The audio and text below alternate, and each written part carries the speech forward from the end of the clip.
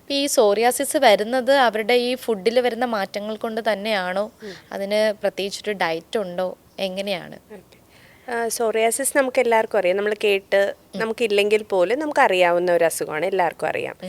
നമ്മൾ ചെറിയൊരു skin problem ആയിട്ട് വരുമ്പോൾ തന്നെ ആൾക്കാരുടെ ഒരു കൺസേൺ, ഡോക്ടറെ ഇത് സോറിയാസിസ് ആണോ, എനിക്ക് സോറിയാസിസ് ആണോ, അല്ലെങ്കിൽ എൻ്റെ വീട്ടിൽ ഇപ്പം അച്ഛനുണ്ട് അല്ലെങ്കിൽ അമ്മാവനുണ്ട്, അതുകൊണ്ട് എനിക്ക് വരുമോ, അങ്ങനെയൊക്കെ ഒരുപാട് ടെൻഷനായിട്ട് വരുന്ന ആൾക്കാരുണ്ട്. പിന്നെ ഏത് ഏജിലും സ്റ്റാർട്ട് ചെയ്യാം എന്നുള്ളതാണ്.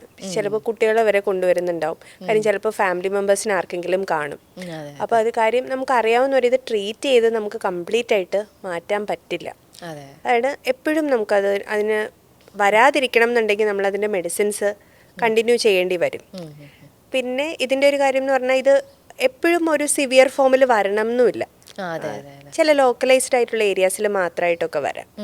ചിലപ്പോൾ സ്കാൽപ്പിൽ മാത്രമായിട്ടോ, അല്ലെങ്കിൽ ചിലർക്ക് കൈയുടെ വെള്ളയിലും സോളിലൊക്കെ മാത്രമായിട്ട് വരുന്ന ടൈപ്പ്, നെയിലിൽ മാത്രമായിട്ട് വരുന്ന ടൈപ്പ് ഉണ്ട്.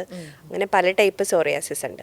അപ്പം നമുക്ക് ആ ഒരു സ്റ്റിഗ്മ എന്ന് പറഞ്ഞാൽ ഇത് കംപ്ലീറ്റ് ആയിട്ട് ട്രീറ്റ് ചെയ്ത് നമുക്ക് ആ ഒരു എപ്പിസോഡ് ചിലപ്പം ക്യൂർ ചെയ്തെടുക്കാൻ പറ്റും. പക്ഷെ ആ ഒരു ടെൻഡൻസി നമ്മുടെ ഉള്ളിൽ എപ്പോഴും കാണും, എപ്പോൾ വേണമെങ്കിലും വരുകയും ചെയ്യാം.